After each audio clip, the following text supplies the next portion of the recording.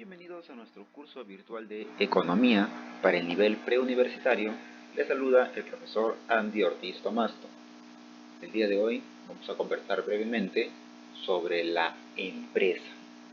Para eso tienes que recordar pues que la empresa es aquella unidad, aquel factor productivo que se encarga de combinar todos los factores clásicos: el factor naturaleza, el factor trabajo y el factor capital. Por lo tanto, se dice que es un agente organizador.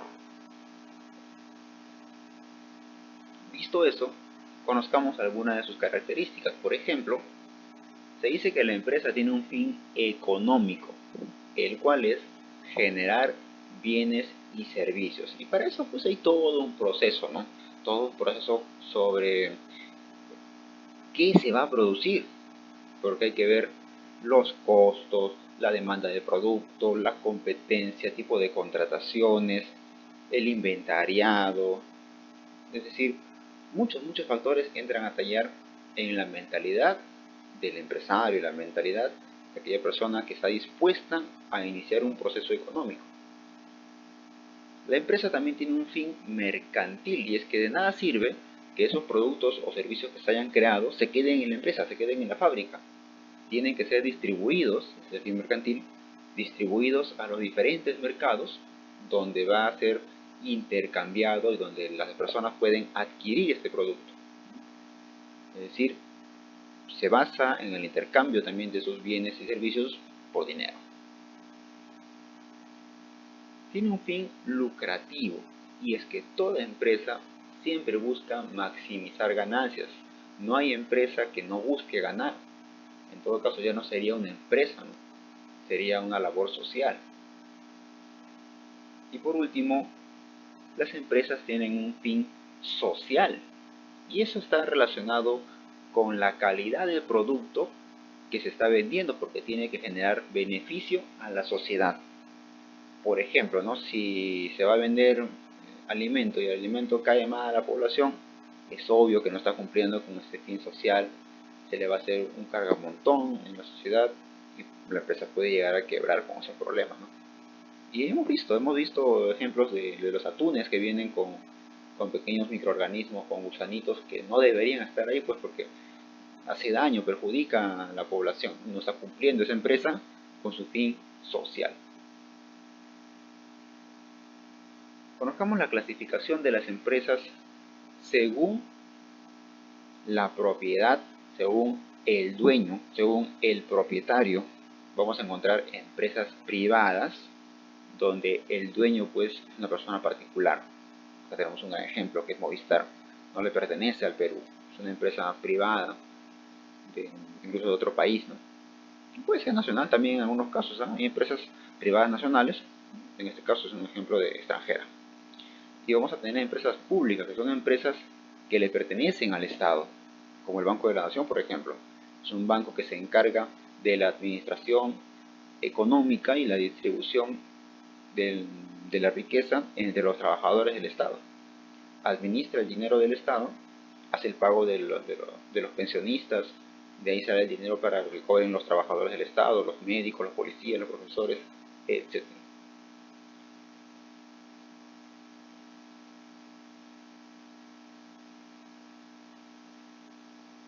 Según el tamaño de la empresa, vamos a encontrar que existe una microempresa, pero no solamente está relacionada con el tamaño, con la cantidad de trabajadores, sino con la cantidad económica que está generando.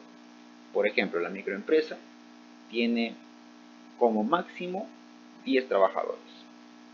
Esa es su principal característica, pero además tiene que producir ventas anuales valorizadas en menos de 150 UIT. ¿Y cuánto es una UIT? Una unidad impositiva tributaria, 4.300 soles.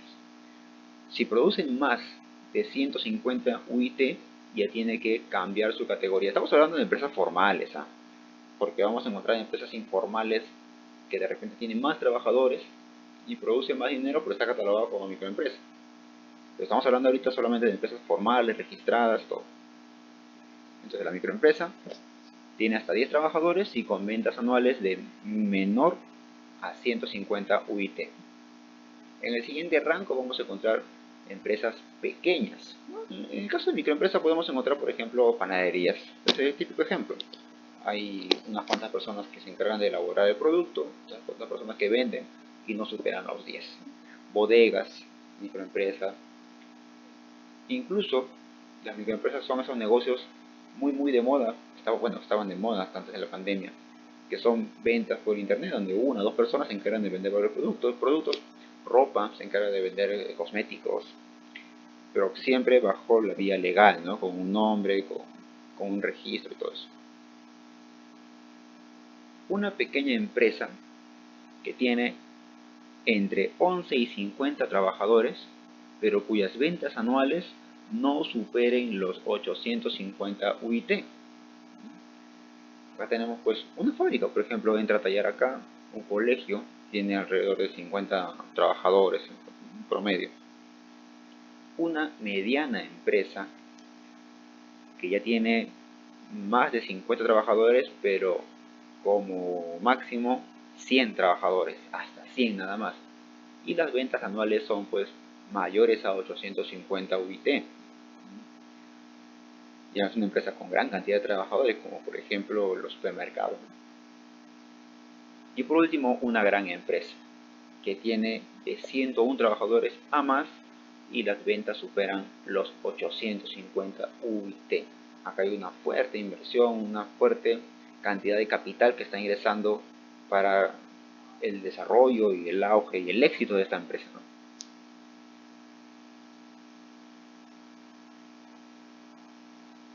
Según su aspecto legal o el aspecto jurídico, vamos a encontrar un tipo de empresa llamado empresa individual, cuyas siglas son EIRL, es decir, una sola persona es el dueño, uno solo nada más. ¿Y por qué sus siglas son EIRL? Porque el nombre completo es Empresa Individual de Responsabilidad Limitada. Estamos hablando pues de los comerciantes, de algunos ambulantes, estamos hablando de bodegas, de kioscos, de pequeños negocios, donde una sola persona registra todo bajo su nombre. Todo bajo su nombre.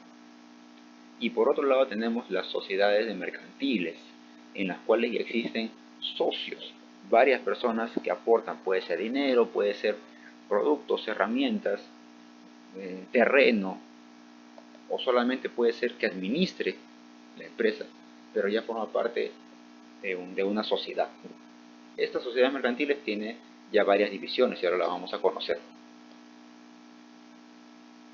Las sociedades mercantiles pueden ser una empresa llamada sociedad colectiva, cuyas siglas son SIC. Acá los socios generalmente son conocidos, pueden ser amigos o pueden ser familiares, es lo más apropiado, porque el capital que va a aportar cada socio puede ser en recursos, en bienes o puede ser en dinero. Y ahora, la responsabilidad que tienen los socios que forman esta sociedad colectiva es solidaria. Eso quiere decir, todos son responsables de la empresa. Y además es ilimitada. Todos pueden llegar a pagar incluso con recursos de su propio patrimonio. Supongamos que entre dos amigos forman una sociedad colectiva y la empresa quiebra y queda con deudas en el banco. El banco viene a embargarte. Como viene a embargar, y la responsabilidad en este tipo de sociedades solidarias a los dos les embarga. Por más que uno no sea responsable, solamente el otro haya movido mal su, sus relaciones económicas, la empresa quebró y como es una empresa de responsabilidad solidaria, los dos son responsables y además es ilimitada. Si con los bienes que tiene la empresa no cubre la deuda del banco, pueden quitarle su patrimonio personal. Su patrimonio incluye pues casas, propiedades, autos, etcétera, ¿no? Vamos a tener una sociedad llamada encomandita, en las cuales el capital también se va a dar o en bienes o en dinero, pero va a haber dos tipos de socio. Un socio llamado comanditario, que es el socio que se encarga de brindar el dinero, el financiar el proyecto, el que da el capital, y un socio llamado colectivo, que es el socio que administra la empresa, gestiona la empresa. El socio comanditario tiene responsabilidad limitada, solamente lo va a cubrir el monto de su inversión. Mientras que el socio colectivo, que es el que administra y está trabajando, mueve la empresa, él sí tiene responsabilidad ilimitada, puede pagar las deudas que tenga la empresa con su propio patrimonio. Y bueno, la razón social es S en C, sociedad en comandita. La razón social de una empresa es el nombre de la empresa, ¿no? Por ejemplo, vamos a poner, ¿no?, en una empresa individual, la bodega de Gustavito, Gustavito EIRL.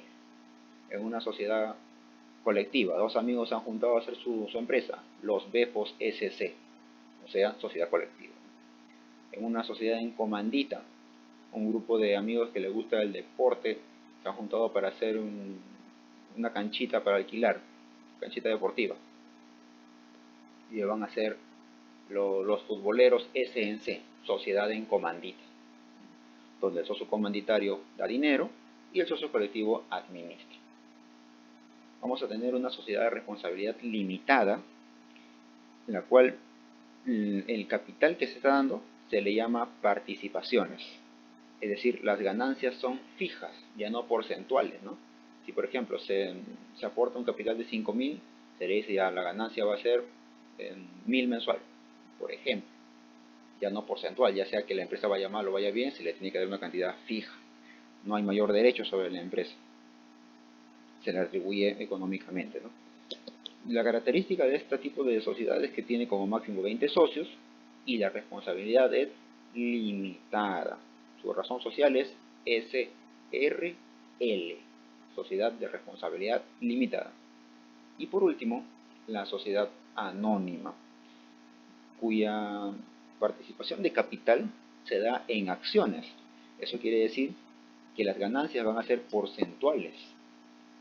Si yo invierto 5.000 soles, tengo derecho, por ejemplo, al 20% de la empresa, por ejemplo, ya sea en ganancias, ya sea en recursos, en lo que se compre, en mercado, incluso en las deudas. Acá las acciones que invierten los socios son porcentuales y sí hay derechos sobre la empresa, ¿no? Tú eres dueño de una parte de la empresa, diferente a la sociedad de responsabilidad limitada, en la cual tú solamente has dado el dinero y esperas tus ganancias. En cambio, en la sociedad anónima no, tú has comprado parte de la empresa te pertenece, porque la empresa se divide en acciones. Como mínimo 2 socios y como máximo pues hasta 750 personas dependiendo del tipo de sociedad anónima. La responsabilidad en ambos casos es limitada y se llama sociedad anónima abierta cuando tiene gran cantidad de socios, incluso socios que ni siquiera se conocen, y las acciones de la empresa pues se negocian en una bolsa de valores, ¿no? Son hasta 750 socios que no los vas a conocer a todos en la vida, pero tú recibes el dinero nada más y las ganancias van distribuyéndose porcentualmente a cada socio que ha comprado acciones. Pues si las acciones son parte de la empresa, entonces es dueño de la empresa. Ya con el más del 50% de acciones ya eres dueño prácticamente de toda la empresa, porque tu decisión, porque también tienes decisión sobre la empresa, va a pesar respecto al 49% del resto de la empresa. Y SAC, la sociedad anónima y cerrada, que sí es más pequeño, tiene como máximo 20 personas. En este caso se dice que no hay socios indeseables. Eso quiere decir que todos los socios se conocen. Son 20 nada más. Y acá sí no se negocian acciones en el mercado bursátil, ¿no? Solamente entre socios conocidos. Bien, no te olvides que está quedando una tarea pendiente. Desarróllalo, practica y estudia mucho y nos encontramos la próxima clase. Hasta luego.